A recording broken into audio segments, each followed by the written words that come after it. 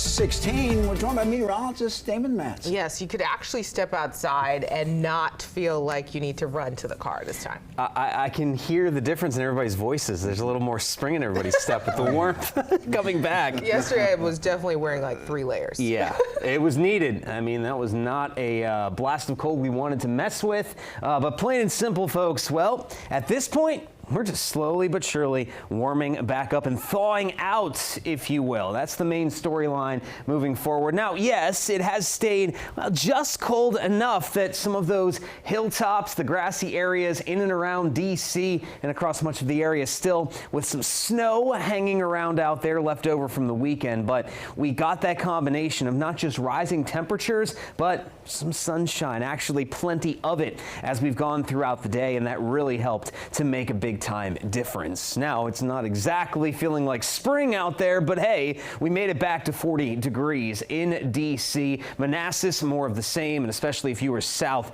of I-66, south of D.C. and Maryland, you did see those low 40s for at least a brief bit of time. If not, you're still seeing them at this hour. Off to the north, it did stay in the 30s, but not far off from everybody else in the upper 30s as you went up I-270 and along the I-70 corridor. And look at that stark difference compared to yesterday. Most of us are running about 10 to 15 degrees warmer than we were on Monday at this time, and out toward the mountains it is definitely warmer as we made it into the 40s as well in some of those mountain valleys. The winds, they've been rather light, and if we've had any wind at all, it's mostly been coming out of the south, helping to usher in more of that warmer air. And aside from a few clouds passing by off to our north here, high pressure has been the main player in our weather pattern, keeping us very clear and quiet. And that's the trend that we will hold to as we head into the overnight hours. Now, that is that perfect recipe for a drop in our temperatures, but not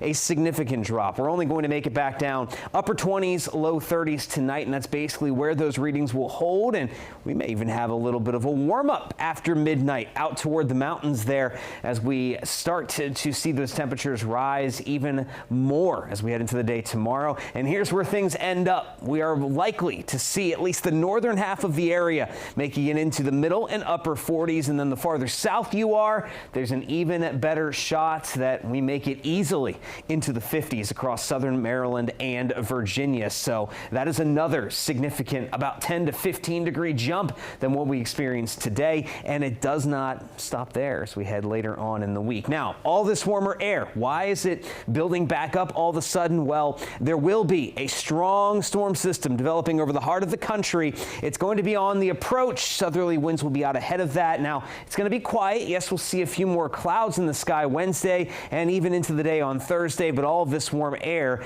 builds up ahead of that next rain maker, that strong cold front that will be rolling through. It arrives late Thursday evening into Thursday night, bringing with it some steady, soaking rainfall for pretty much the entire area. And after that front swings through, well, we will see another drop in our temperatures. But for the meantime, we will enjoy those 50s tomorrow and into Thursday. The rain moves through Thursday night, and then it will only drop down to the 40s as that front swings through Friday into Saturday.